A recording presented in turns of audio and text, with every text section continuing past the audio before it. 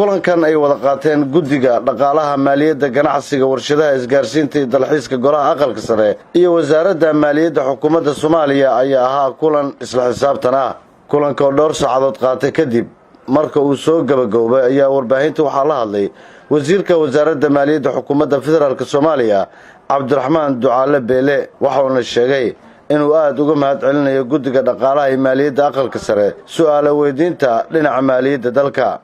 aqalka sare iyo wasaaradda finance ku wada shaqeeyaan oo si wax ku oola ah wax badan la soo qabatanayaan aad iyo aad idinka mahad celinaya. waxa kale oo idinka mahad celinaya sida hufan ee hagaagsan ee habaysan ee tiimkaagu kula shaqeynaya kooxdaada kula shaqeynaysa ay su'aalaha bilaa turxaanta noo weydiiyeen su'aalaha ku jirto ma garanaysaa inaan calool wanaag way noo weydiiyeen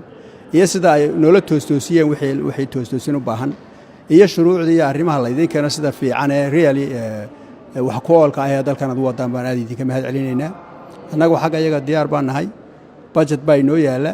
budgetka inoo yaala wixii ugu jira halkan iyo dhaqaalaha guud ee wadankan wixii anagu aanu ka ognahay waxa aad nagaga talagelisaan waxa weeye daahfuraan. gudoomiyaha guddiga dhaqaalaha maaliyadda ganacsiga warshadaha isgaarsiinta dalxiiska ee golaha aqalka sare ee baarlamaanka federaalka Soomaaliya mudane Cabdi Axmed Duxulow ayaa dhankiisa sheegay in kulanka uu ahaa isla xisaabtan lagana wada hadlayay su'aalna laga weydiinayay qaabka dhaqaalaha dalka. waxaan ku qanacsanahay in runtii aad iyo aad warbixin buuxda uga helay su'aalaad badan aan ka weydiinay qaabka uu u socdo wadanka xagga dhaqaalaha oo ay wasaaradda maaliyaddu ku shaqo leedahay haddii canshuur tahay iyo haddii ay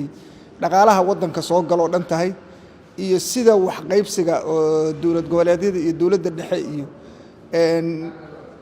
waxyaabaha deeqaho oo wasaaradda maaliyadda soo maray iyo kuwa tooska u baxa wax badan baan maanta runtii isweydaarsanno kala faa'iidnay. waxaan ugu mahad celinayaa wasiirka iyo tiimkiisa sida joogtada ay noola shaqeeyaan ka guddi ahaan annagoo ah guddiga dhaqaalaha iyo maaliyadda ee aqalka sare. waxaan leeyahay wasiir aad iyo aad u mahadsan tahay adiga iyo tiimkaada. guddiga dhaqaalaha maaliyadda ganacsiga warshadaha isgaarsiinta dalxiiska golaha aqalka sare ayaa dhowaan kulan isla xisaabtan la yeeshay wasiirka wasaaradda ganacsiga iyo warshadaha Soomaaliya Maxamed Nuur Maxamed Shariifka warbaahinta qaranka Muqdisho.